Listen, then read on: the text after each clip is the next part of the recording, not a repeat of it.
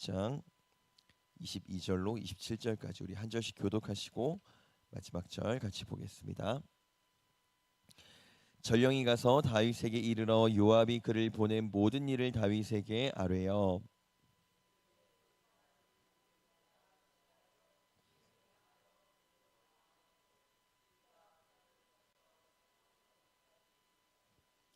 활 쏘는 자들이 성 위에서 왕의 부하들을 향하여 쏘매 왕의 부하 중 몇 사람이 죽고 왕의 종 햇사람 우리야도 죽었나이다 하니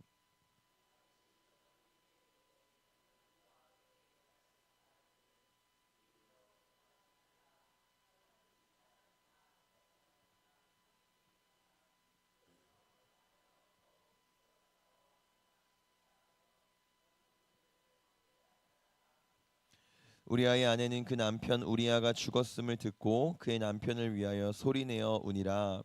그 장례를 마침에 다윗이 사람을 보내 그를 왕궁으로 데려오니 그가 그의 아내가 되어 그에게 아들을 낳으니라. 다윗이 행한 그 일이 여호와 보시기에 악하였더라. 아멘. 하나님 이 시간에도 말씀하여 주옵소서. 주의 종들이 경청하여 듣겠나이다. 그 말씀이 들려올 때에 우리 가슴 가운데 새겨지게 하시고 말씀대로 우리가 또한 살아갈 수 있는 담대함도 허락하여 주시옵소서. 이 시간 하나님 지친 우리의 마음 가운데 세상이 위로하는 것이 아니라 하나님만이 진정한 위로가 되심을 다시 한번 깨닫게 하셔서 우리가 오늘도 우리의 얼굴을 들어 주님을 뵙는 시간 될 수 있도록 주여 함께하여 주옵소서. 예수님 이름으로 기도합니다. 아멘. 오늘 본문 내용을 보기 전에요. 본문 앞에 상황들을 좀 같이 보면서 말씀을 전하도록 하겠습니다. 오늘 본문 바로 앞에 내용을 보시면 다윗이 요압, 다윗의 가장 첫 번째 장군이죠. 요압을 시켜서 밧세바의 남편이었던 우리아를 불러오라고 시킵니다. 여러분 한번 근데 생각해 보세요. 다윗이 밧세바랑 불륜을 저질렀고 간음을 저질렀고 다윗의 입장에서는 안타깝지만 밧세바가 임신을 해버렸어요.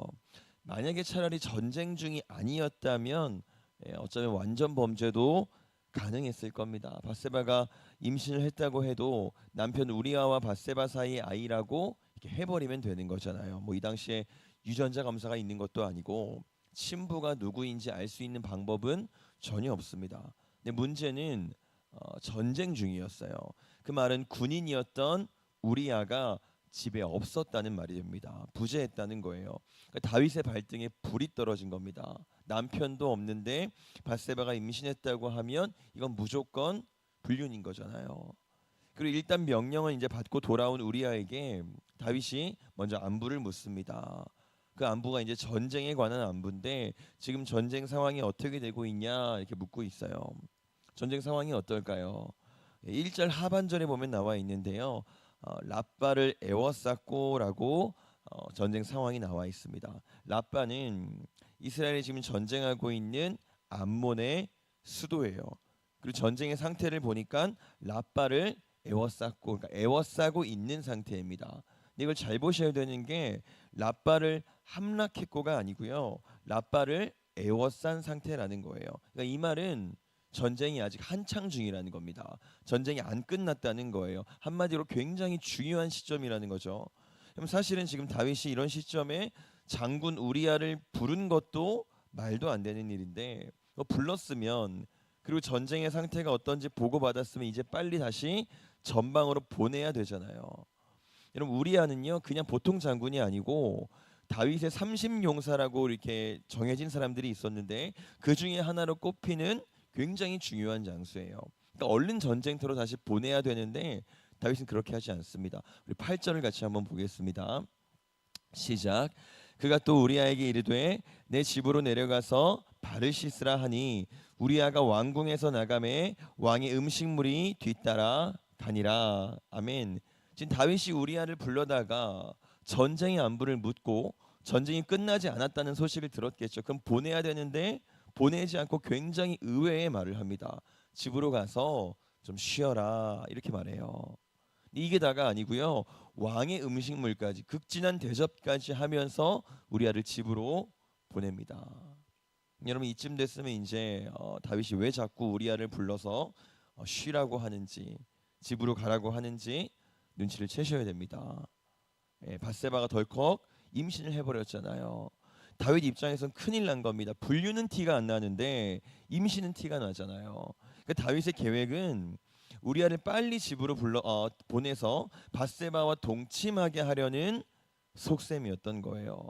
그렇게 해서 만약에 밧세바가 임신했다라는 소문이 나면 세상 모든 사람들은 당연히 그 아이가 밧세바와 우리와 사이의 아기일 거라고 생각하는 겁니다. 그래서 지금 전쟁 중임에도 불구하고 굉장히 중요한 순간임에도 불구하고 아주 중요한 용사 한 사람 그 우리아를 집으로 가라 떠밀고 있는 거예요. 다윗이 왜 이렇게 할까요? 완전 범죄를 꿈꿔보겠다는 거죠. 한번 덮어보겠다는 거죠. 밧세바를 범해놓고는 그 범죄를 덮어보겠다는 거예요. 그럼 지난주 새벽에 제가 밧세바가 다윗과 동침하고 난 후에 율법대로 나름의 정결 의식을 행했었다라고 말씀드렸던 걸 기억하실지 모르겠는데요. 똑같은 의도인 겁니다. 죄를 한번 무마시켜 보겠다는 거예요. 근데 여러분 죄 지은 사람이 할 수 있는 가장 선한 행동이 뭘까요? 회개하는 거죠. 근데 회개는 단순한 하나님 내가 잘못했습니다 이런 고백은 아니에요. 돌이킨다는 겁니다. 다시 돌이켜야 되는 거예요. 다시 유턴해야 되는 거예요. 근데 이 돌이킨다는 건 굉장히 큰 부끄러움을 동반할 거고요. 왜냐하면 알려지잖아요. 매우 큰 귀찮음도 동반될 거예요. 우리가 도로에서 운전하다가 길 한번 잘못 들어서 유턴해야 되는 상황도 굉장히 귀찮잖아요. 하물며 죄의 문제면 더 심각합니다. 이건 우리 아이들만 봐도 알 수 있어요. 아이들은 어떤 잘못을 하면 그냥 은근히 덮이길 바라면서 모른 척하는 경우가 굉장히 많습니다. 좀 부끄러운 이야기인데요. 제가 어릴 때 자다가 실례를 좀 많이 했어요. 정말로 옆집에서 소금 받아오라고 저희 부모님이 시켰던 적도 있습니다. 근데 한 번은 명절에 할아버지 댁에 갔었는데 너무 집이 따뜻했던 것 같아요. 겨울인데 또 새벽에 제가 실수를 한 거예요. 어린 아이면 괜찮은데요. 그때 제가 8살이었습니다. 8살이면 자다가 실수할 나이는 이제 아니잖아요. 저도 그걸 알았기 때문에 눈이 번쩍 떠지고 너무 창피한 거예요. 제가 어떻게 했을까요? 제 동생을 제 자리에 이렇게 굴려서 눕히고 저는 다시 몰래 옷을 갈아입고 다른 곳에 누웠습니다. 그리고 그 다음이 문제예요.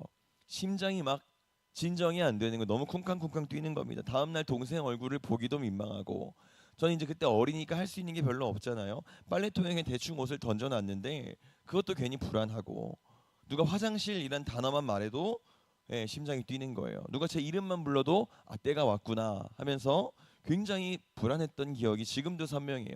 그때 제가 고작 8살이었는데요. 그때 제가 한 행동이 사실은 오늘 다윗이 했던 행동이랑 같은 수준이었던 겁니다. 뭐 그때부터 제가 탁월해서 벌써 다윗 수준이었던 건지 아니면 뭐 다윗이 8살 수준이었던 건지 여러분 아시겠죠? 지금 다윗은요 어쨌든 지금이라도 밧세바 앞에서 아니면 우리아 앞에서 정말 무릎 꿇고 하나님 앞에서 눈물로 회개를 하든 옷을 찢든 할 수 있는 모든 방법으로 돌이켰어야 되는 거예요. 근데 그 일은 너무 부끄러운 일이죠. 너무 귀찮은 일일 수도 있어요. 너무 공포스러운 일일 수도 있어요. 너무 많은 걸 감당해야 되는 일일 수도 있습니다. 그러니까 내 선에서 어떻게든 해결이 가능할 것 같았던 거예요. 그 당시 8살이었던 제 생각과 동일한 생각을 했던 겁니다. 그래서 회개하지 않았어요. 여러분 지금 이 본문을 보면서 우리가 어떤 특정한 죄에 대해서만 생각하지는 않으셨으면 좋겠습니다. 지금 다윗이 간음이라는 굉장히 특별한 범죄를 저질렀기 때문에 우리한테 공감대를 크게 불러오지 않을 거예요. 그러나 성경이 말하는 죄의 삭은요 다 동일하게 사형에 이를 만한 죄입니다. 사형에 이를 만한 죄가 따로 구분되어 있는 게 아니고요. 주님이 원하시는 것과 반대 방향에 놓인 우리의 모든 선택은 오늘 다윗의 범죄와 동일하다는 거예요. 우린 거기서 돌이켜야 되는 겁니다. 우리 11절 같이 보겠습니다. 11절입니다. 시작.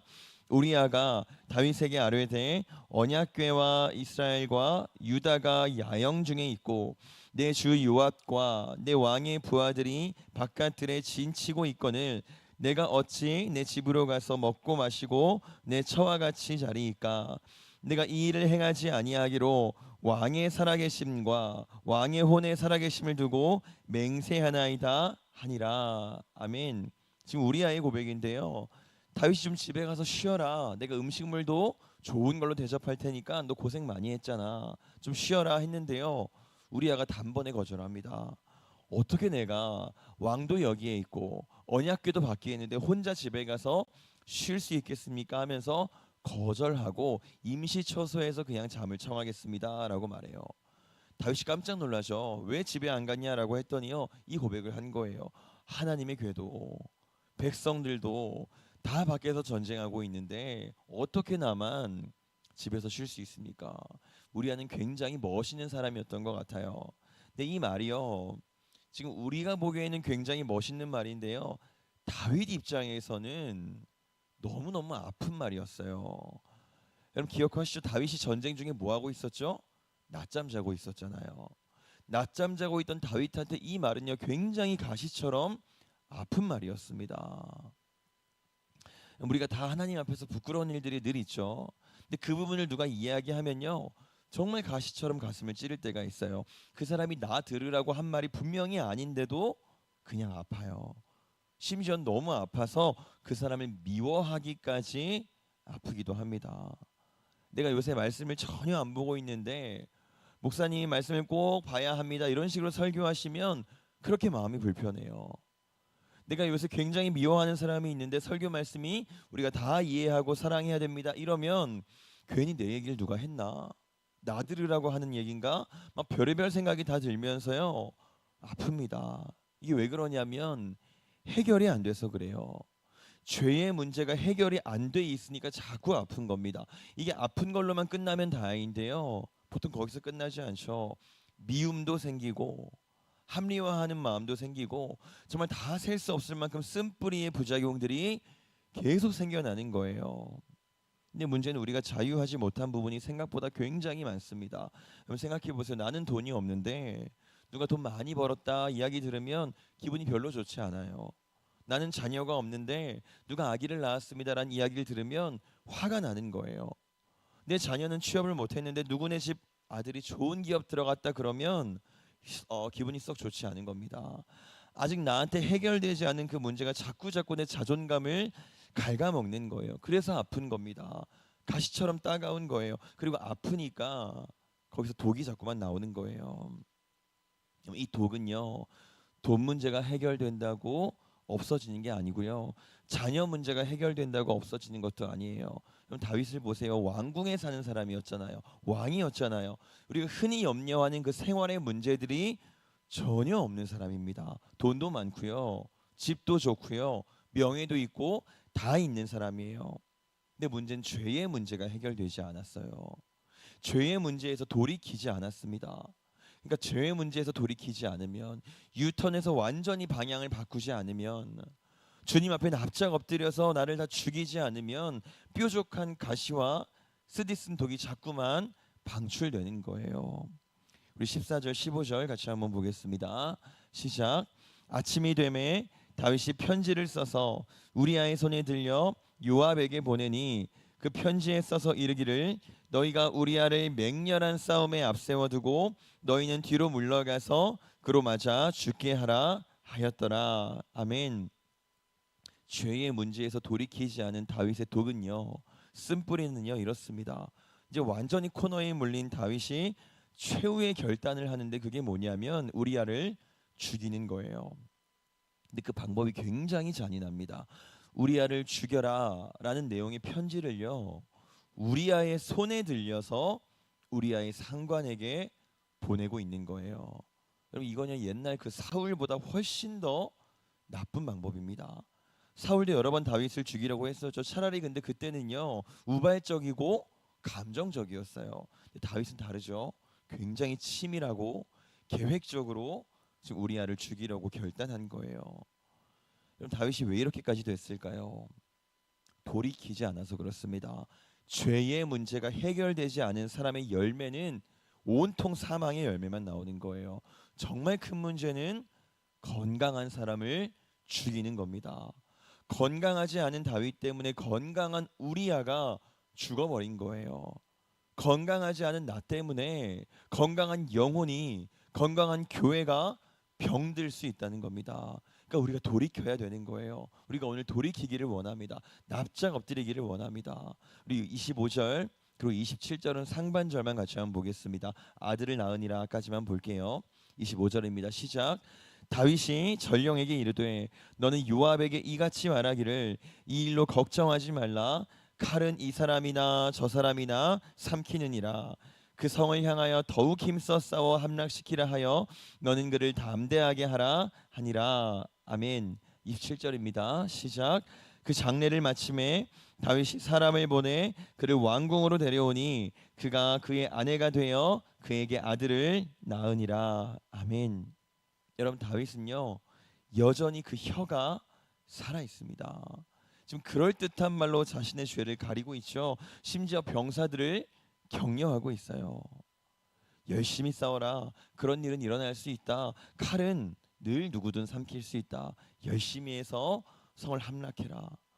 지금 돌이키지 않은 사람이요 달콤한 말은 살아 있어서 그럴듯하게 화려한 언변으로 마치 공동체를 이롭게 하는 것처럼 착각할 정도로 하고 있는 겁니다. 심지어 일도 잘하죠. 우리아가 죽고 나서 밧세바를 데리고 와요. 책임지는 겁니다. 데리고 와서 아내로 삼고 있어요. 책임감 있는 모습을 보여줍니다. 다 잘 되고 있는 것 같아요. 아무 문제가 없는 것 같아요. 근데 정말 그럴까요? 아니에요. 그래봤자 열매는 사망입니다. 우리아가 죽었잖아요. 그리고 지금 밧세바와 사이에서 아들이 태어나는데요. 이 아들도 훗날에 죽습니다. 그러니까 여러분, 돌이키지 않고는, 엎드리지 않고는, 나를 다 죽이지 않고는, 진정으로 주 앞에 나를 내어놓지 않고는 죄의 문제를 해결할 수 있는 방법이 없다라는 거예요. 아무리 탁월한 모양으로 예배하고, 아무리 탁월한 모양으로 정결 예식을 행하고, 그럴듯하게 말하고, 달변인 것처럼 감언이설로 말하고 성실하게 섬겨도 결국에 우리가 돌이키지 않으면 주님, 내가 죄인입니다. 정말 그 앞에서 눈물을 쏟아내고 십자가를 붙잡지 않으면 우린 결코 그 어떤 선한 열매도 낼 수 없음을 여러분 기억하시기 바랍니다. 지금 다윗은요 할 수 있는 걸 다 했어요. 정결 예식 치렀죠. 그래서 죄의 문제를 덮으려고 했죠. 우리아를 죽였어요. 그러므로 완전 범죄에 성공했습니다. 우리아의 죽음으로 이제 사기가 떨어질 위기에 있는 병사들에게는요 말을 잘하잖아요. 좋은 말로 위로도 했습니다. 또 밧세바를 책임지면서 성실하게 책임감 있는 모습도 보여줬어요. 근데 이 모든 걸 보시고 계셨던 하나님이요 이렇게 말씀하십니다. 우리 27절 다시 한번 보겠습니다. 시작. 그 장례를 마침에 다윗이 사람을 보내 그를 왕궁으로 데려오니 그가 그의 아내가 되어 그에게 아들을 낳으니라. 다윗이 행한 그 일이 여호와 보시기에 악하였더라. 아멘. 하나님 뭐라고 하신다고요? 보시기에 악하였더라.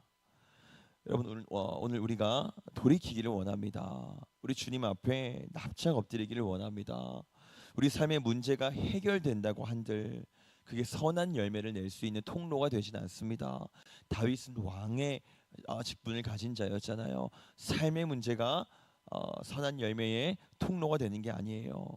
우리의 열심과 섬김과 달콤한 말도 교회를 살리는 도구가 될 수는 없습니다. 우리가 여호와께 돌이켜야 되는 거예요.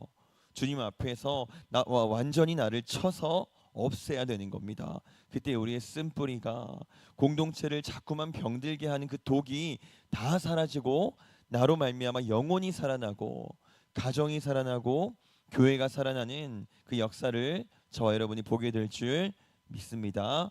기도하겠습니다. 하나님, 우리가 끊임없이 많은